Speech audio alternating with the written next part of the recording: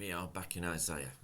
We looked at the first half of Isaiah chapter 9, which has things like, "Unto us a son is given, and for the increase of his government there will be no end." Then for the rest of the chapter, things turn rather abruptly.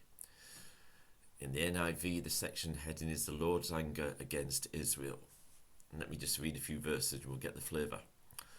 "The Lord has sent a message against Jacob. It will fall on Israel, and all the people will know it. Ephraim and the inhabitants of Samaria, who say with pride and arrogance of heart, 'The bricks have fallen down, but we will rebuild with dressed stone. The fig trees have been felled, but we will replace them with cedars.' But the Lord has strengthened Rezin's foes against them, and has spurred their enemies on. Arameans from the east and Philistines from the west have devoured Israel with open mouth. Yet for all this his anger is not turned away. But the people have not returned to him who struck them, nor have they sought the Lord Almighty.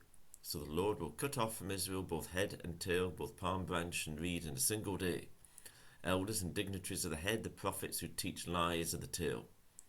Those who guide the people mislead them, those who are guided are led astray.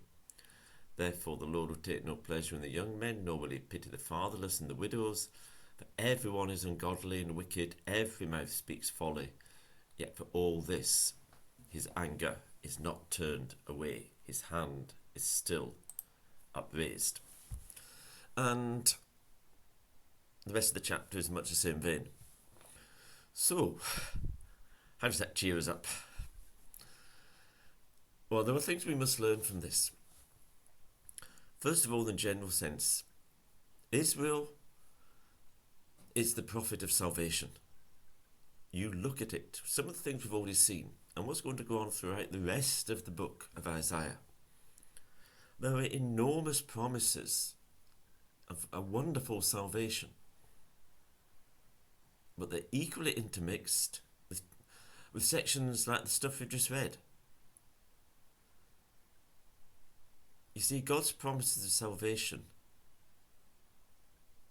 are not based on wishful thinking. They're based on a harsh recognition of reality. Reality of the situation, reality of you and me.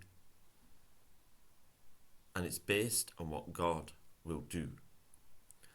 So no matter what the situation is in our country, no matter what the situation is in our lives, we don't ignore it. We don't wash over it. We need to face up to it. But then we also need to face up to the grace of God. But let's just have a look at one or two things. I mean, there is an awful lot of nonsense talked about God and the coronavirus. On the one hand, those who will say it's, well, pick out some group and say it's God's judgment on that group.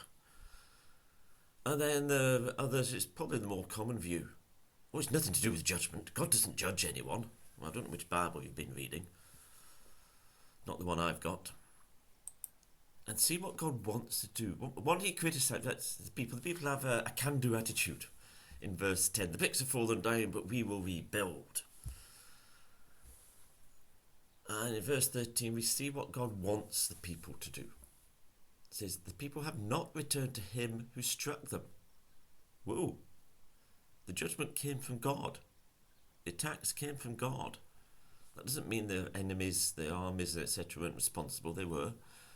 But God was seeking to discipline the people. And God wants them to question their ways, to return to him, to seek the Lord. And that is the most important thing that God wants us to do. To question our ways and to return to him. Amen.